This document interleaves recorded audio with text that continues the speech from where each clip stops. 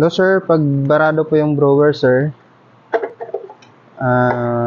linisan lang natin. Pakita ko po sa inyo kung paano siya linisan.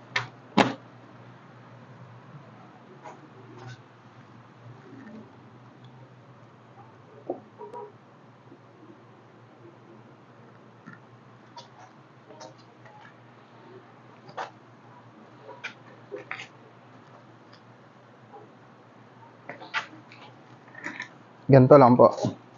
Kasi pagka ito yung barado, like pumuputok siya or dito siya sa gilid dumaan yung coffee. Ibig sabihin, ito yung barado niya. Gagawin lang po natin sir, tatanggalin natin yung 4 na screw dito sa taas.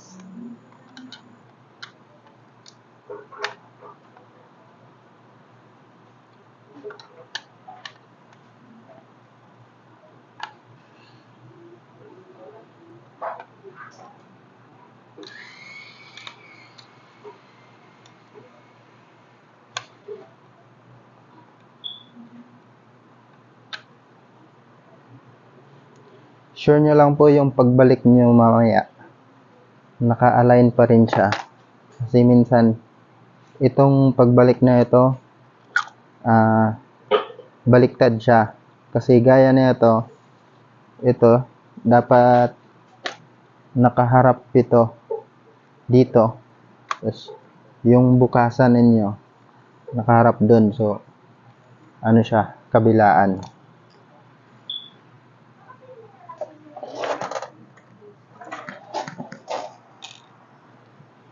Yan. Yan. Tanggalin lang natin to.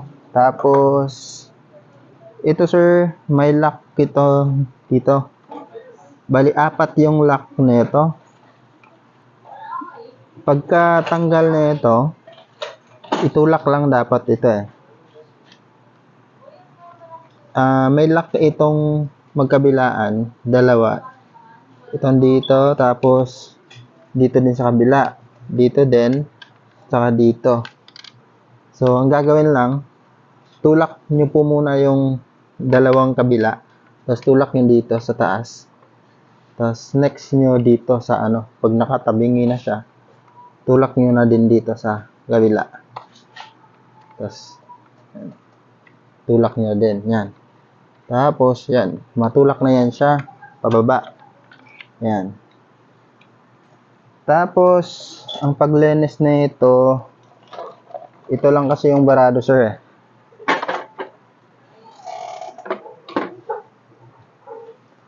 Ito lang po yung barado niya. So, ang gagawin po, kuha lang kayo ng matulis.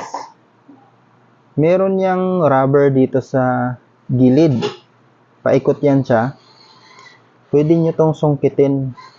Kasi ito lang yung pahigpit niya eh. Wala na to ibang lock. Itong rubber lang na nasa gilid. Pag masungkit na natin yan,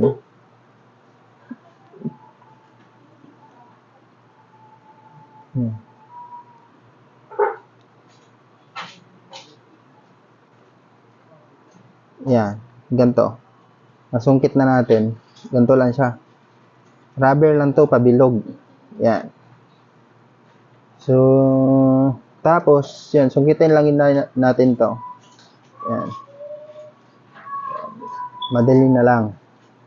Tapos, ito yung barado niya. Gaya na ito. So, ibig sabihin, sobrang, ang dami na talagang maliliit na coffee dito. So, mangyayari, hindi niya kayang ilabas dito. Kaya, pumuputok siya. Ang nangyari, itong rubber na to, nagaganyan na siya. Kumbaga, hindi na siya align. Yan. Kasi dito niya nilabas siya. Hindi niya kayang ipasok yung tubig papunta dito. Kasi barado na. Yan. Hugasan lang natin ito.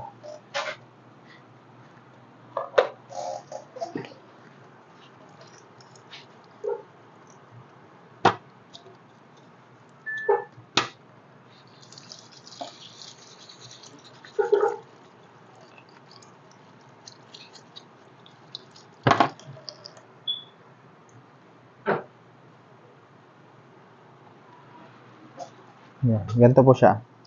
Pag malinis na po siya, same lang din. Pagbalik mo, unahin niyo po muna to. Tapos, ito na siya. Yung rubber lang yung pangpasikip kasi dito. Pwede nyo naman tong kahit ano na lang, kamay-kamay na lang. Basta ma-align na siya. Yan. Yan. Okay na po siya. Tapos, yan. Dito. Dito, pagbalik na ito, sir, dapat nakaganyan siya. So, mali. Yan. Yan. Sukat nyo po muna siya na papunta siya doon. Tapos yung bukasan mo dito. Yan. Tsaka mo siya ibalik. Idaan mo siya dito sa ilalim. Yan. Diretso na rin yan. Maglalak na rin yan. Yan. Maglalak. Tapos balik na natin ito.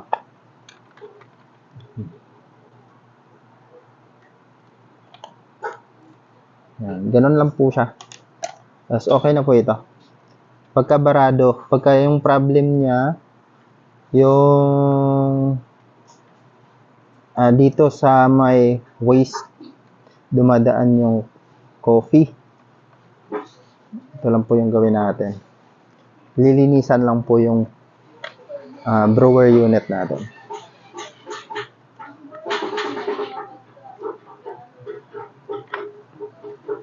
Okay na po ito.